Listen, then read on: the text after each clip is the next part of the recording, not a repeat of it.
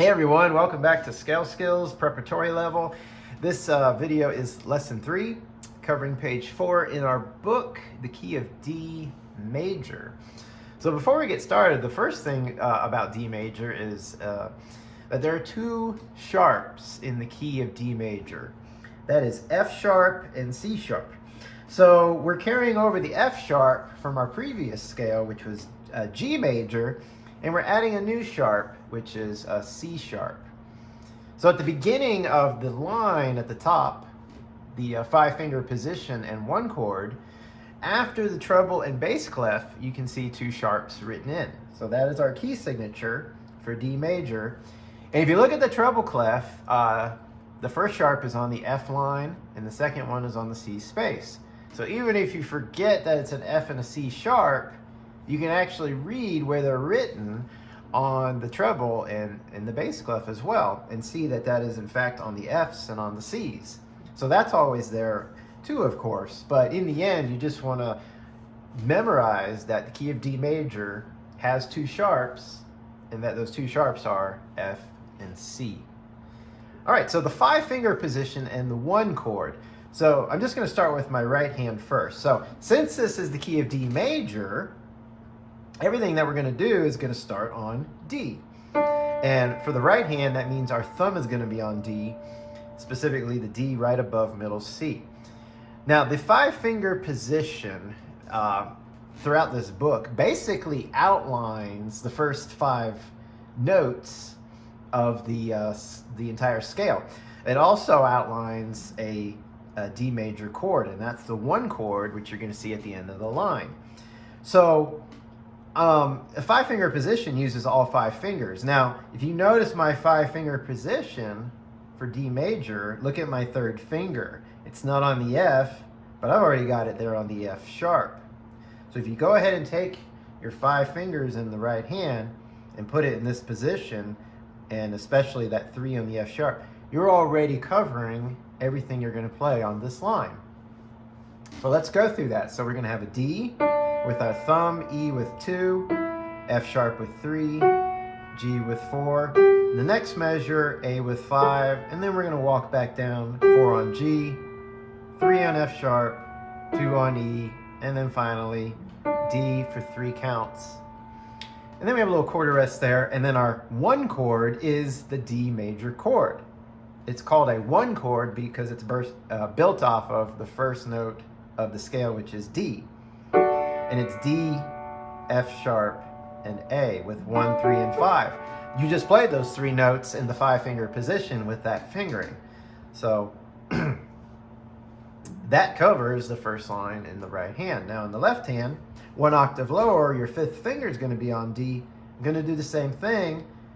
I'm going to have my 5-finger position ready to go. That includes my 3 on F sharp. So starting at the beginning, we've got 5 on D, 4 on E, 3 on F sharp, 2 on G, thumb on A, and then back to G, F sharp, E, and D. So of course it's the same thing you did in the right hand. And then your 1 chord is that D major chord, D, F sharp, and A, with 5, 3, and 1 played together. And once you're comfortable with hands separate, we'll stick them together. So we got D's, E's, F sharps, G, A, back to G, F sharp, E, and D for 3 counts, chord arrest, and then your chord. So they give us rhythms. You know, you don't have to be overly specific with the rhythms in this book. It's really mainly just about, you know, getting the correct notes and the correct fingering.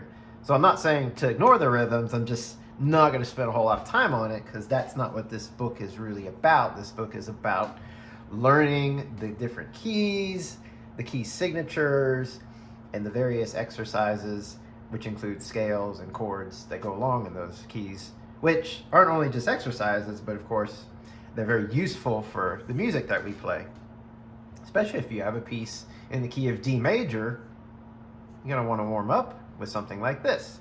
All right, now in the second line, we've got the entire scale, tetrachord form.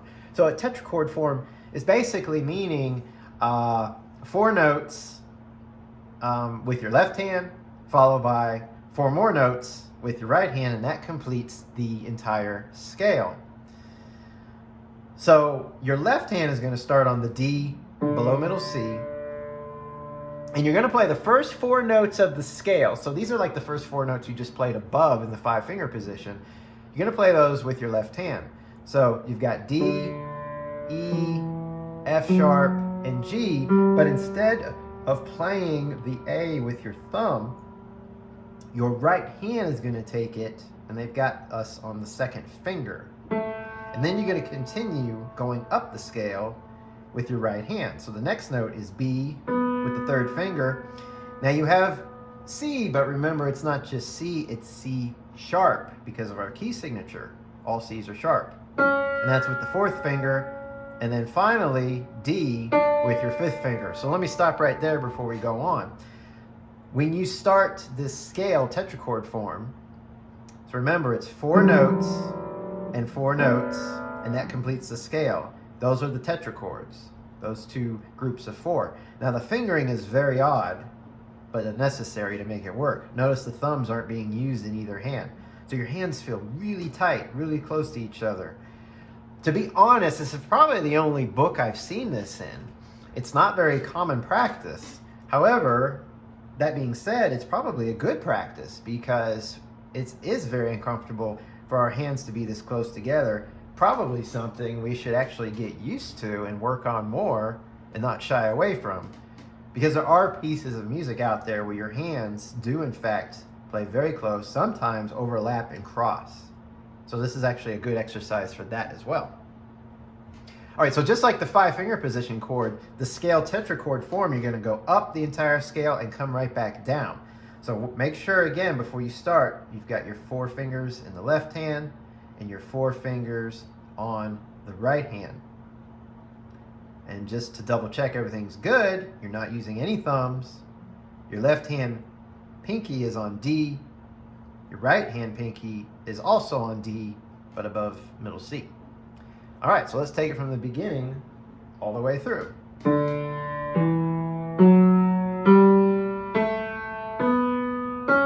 then we're turning around and going back down. And that's all it is. So just nice even quarter notes all the way up and all the way back down.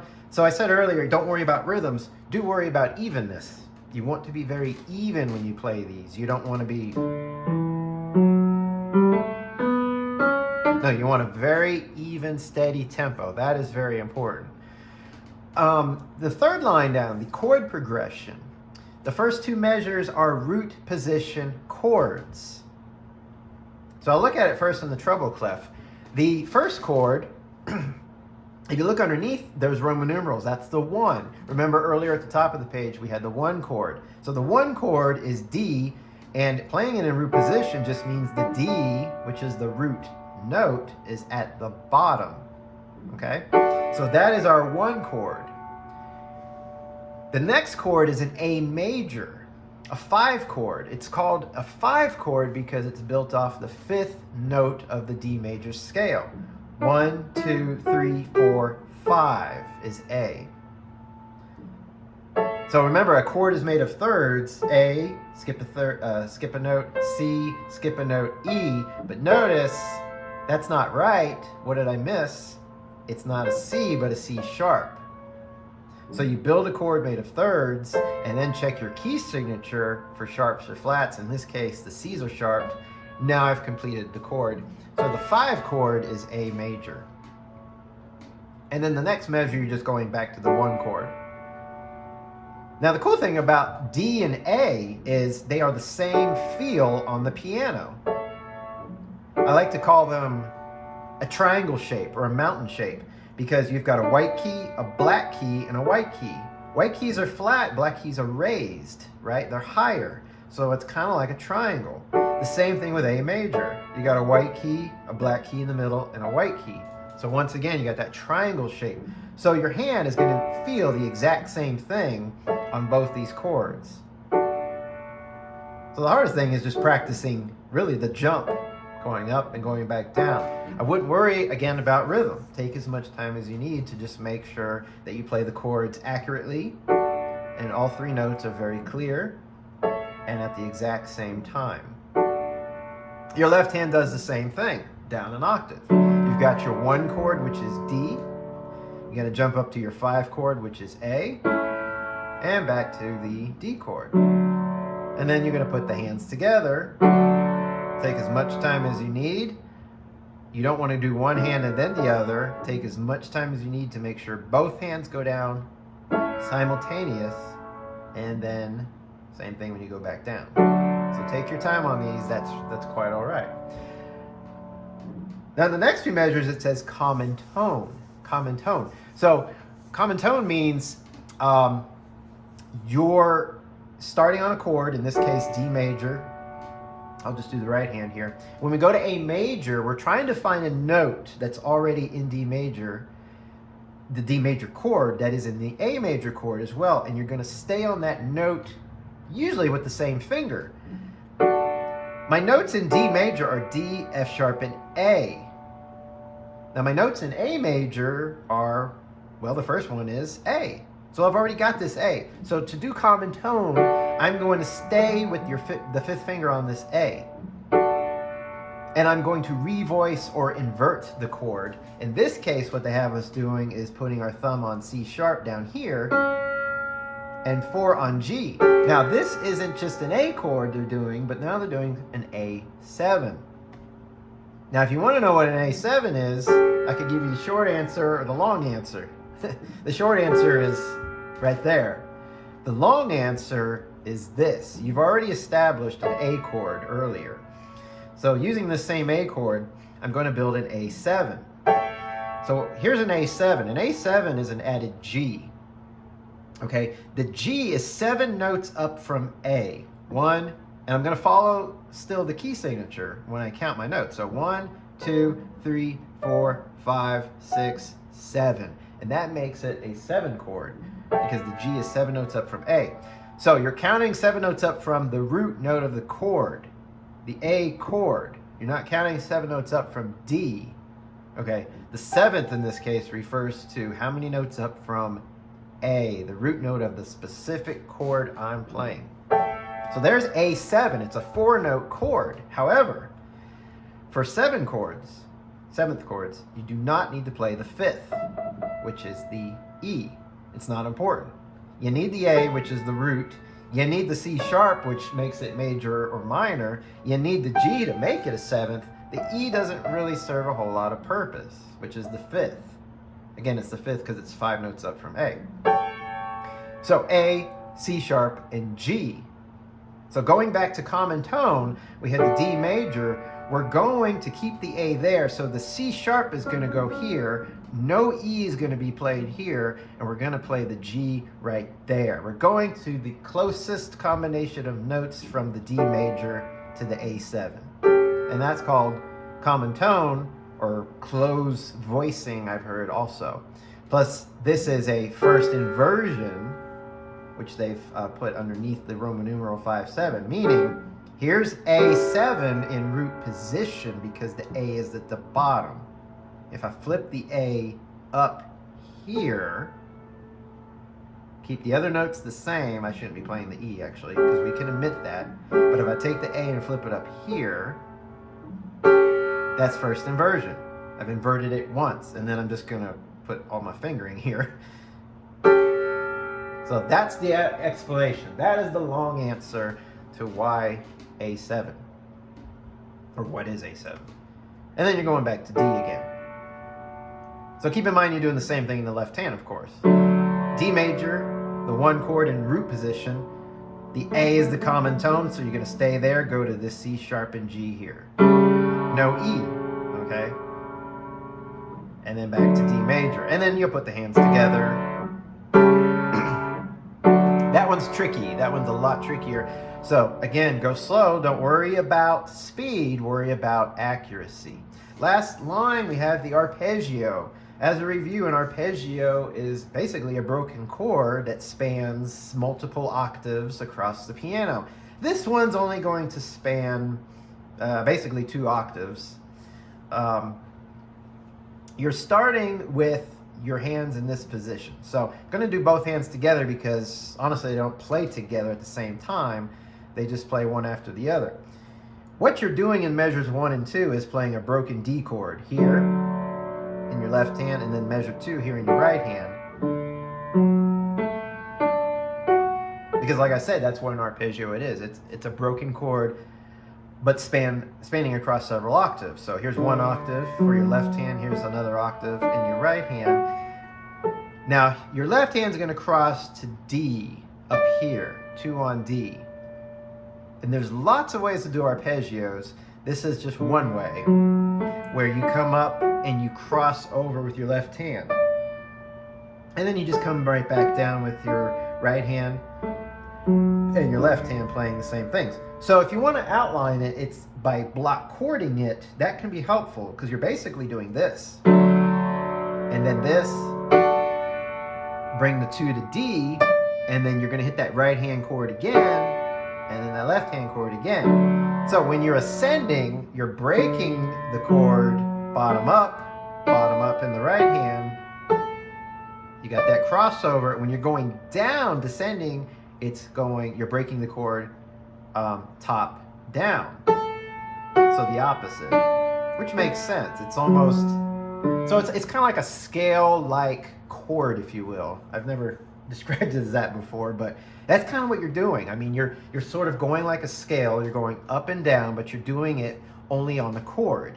You're just outlining the D major chord. That's all you're doing here. D, F sharp, A, D, F sharp, A, just the D, and then backwards, A, F sharp, D, A, F sharp, D. Now the thing about arpeggios is you want to get them very smooth, fluid, accurate, even.